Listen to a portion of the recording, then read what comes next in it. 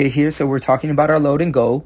The objective for our load and goes and when they should be placed in our programming is when we're working on amortization and decreasing the amount of time it takes for us to load and then successfully transfer and launch that energy in the direction we want.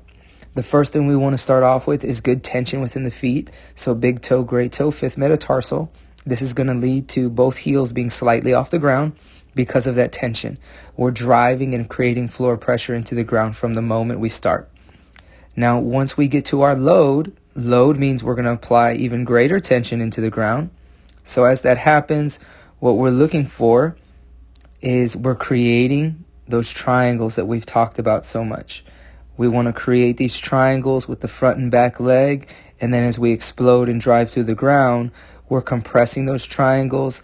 Additionally, another thing to understand is when I load, I'm loading from a hinge position, meaning as I load right here, it is my hips that hinge backward, not me bending over at the waist. Very important, because we want to stay as stacked as possible to create those triangles. If you don't see triangles, that's probably because we're not hinging very well.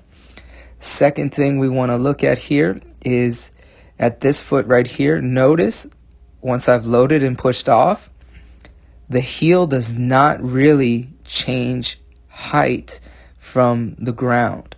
If you see kids and athletes whose heel has a major collapse into the ground, that means, number one, the triangle we're trying to create isn't as explosive as it should be or as congruent on each side as it should be, meaning those 45, 45, 45.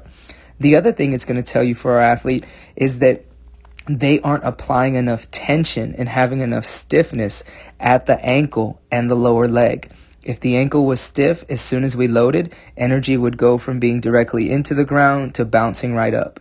We want to create bounce with our feet. That's what we want to feel like when we're running or doing any type of explosive movement, like we're bouncing away from the earth.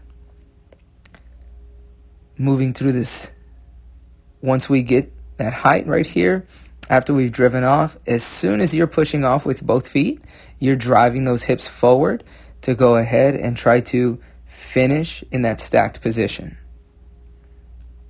Upon landing, we return to the same spots on our foot, transverse arch, tension, minimal heel contact. We're allowing the glutes and the core to absorb.